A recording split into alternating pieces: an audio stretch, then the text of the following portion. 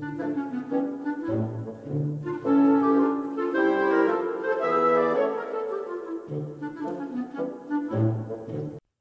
morning.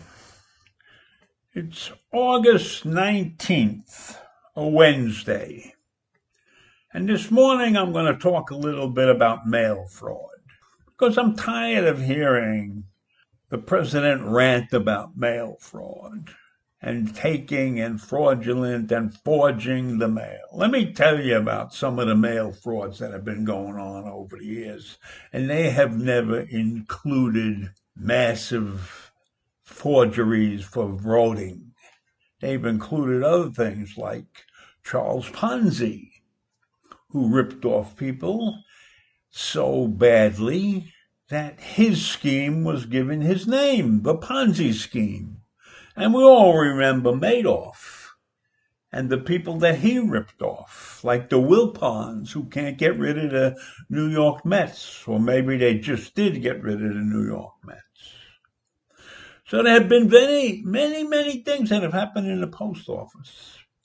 But I want to tell you something, that the U.S. Postal Inspectors Service, the people who guard the mail, are some of the most intelligent and well-trained forensic experts in the country.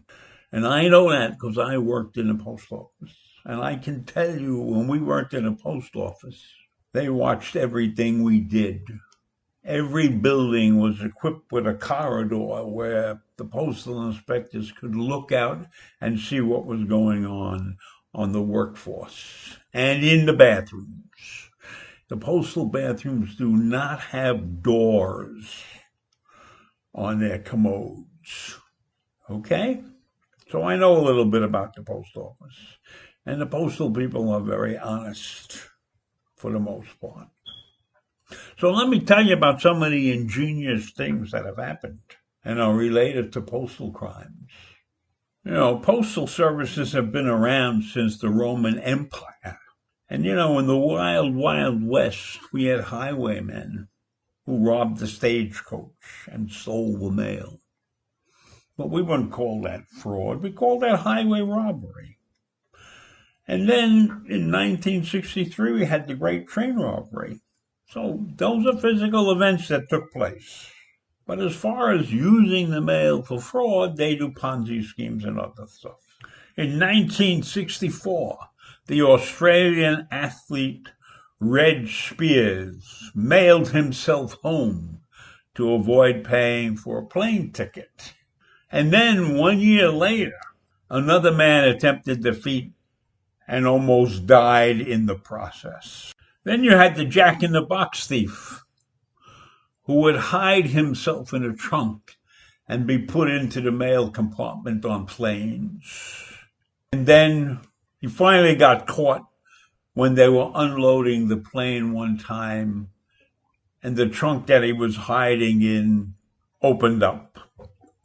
And that happened in 1980. And then in 1972, the Palestinian terrorist group Black September killed an Israeli diplomat, Ami Shachouri, with a letter bomb sent to the Israeli embassy in London.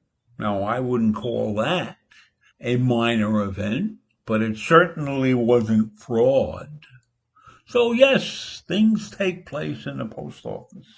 But massive fraud is not one of those things. And the suffragettes, who everybody admires because they were fighting for women's rights and the right to vote, often used ink to damage mail in the post office boxes. And they resorted to crude letter bombs, sometimes containing liquid phosphorus in fragile glass tubes. And you all know that the letter bomb became a popular weapon for several different terrorist groups. And you know, one man's terrorist group is another man's freedom fighter, so they had letter bombs. But then you have the lone wolves like the Unabomber.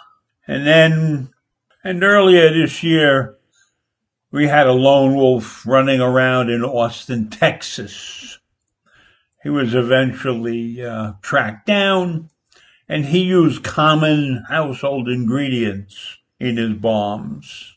And he blew himself up when he was surrounded by a police SWAT team. So these are individual events. They are not massive fraud events.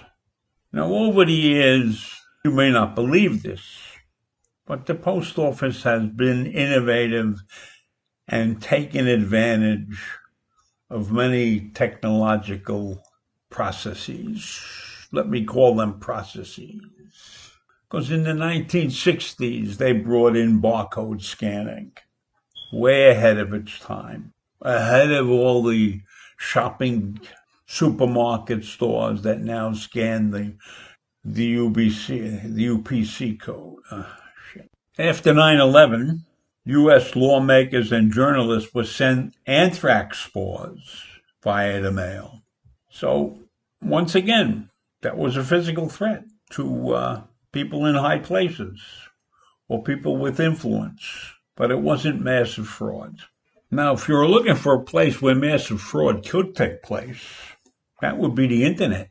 That's a place where hackers can get in, and they can do a lot more damage using technology than anybody trying to mess around with the mail. And this story of that people are going to run around and pick up boxes of mail and run away with it and carry it around and forge names on it is a fantasy. It's a fantasy. The real threat, the real massive threat exists in the world of hackers, in the cyber world of China and Iran and Russia. It's a subterfuge to confuse the voters, to threaten that the mail fraud is out there. I'm tired of hearing about it because it's a line of bullshit. It's one of the largest lies ever told to the American people. It's being told by a man who is afraid of losing his job because he has done a shitty job and he doesn't deserve to be reelected.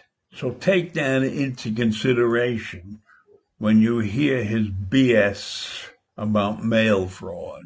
He's complaining about mail fraud since the day he was elected, claiming millions of voters were fraudulent because they voted for Clinton. He's lucky that we use the Electoral College. He should be thankful he got his 4 years in this job that he has done so poorly. So I'm vented enough for today. I'll see you in the morning.